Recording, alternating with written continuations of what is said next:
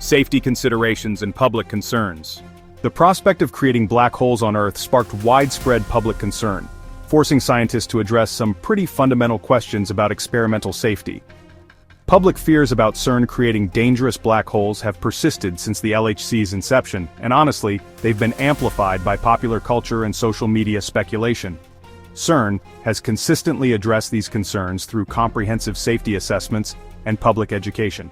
According to CERN's official safety documentation, any microscopic black holes produced would be perfectly safe because they would evaporate almost instantaneously through Hawking radiation. The fundamental safety argument relies on cosmic ray interactions. High-energy particles from space constantly bombard Earth's atmosphere with energies far exceeding the LHC's capabilities, up to 10 to the 20th electron volts. If dangerous black holes could be produced at LHC energies, cosmic rays would have already created them throughout Earth's 4.5 billion-year history.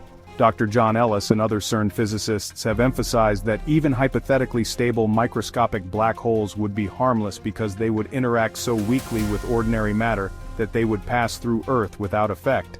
The LHC Safety Assessment Group concluded that the experiments pose no conceivable danger, with multiple independent reviews confirming these findings.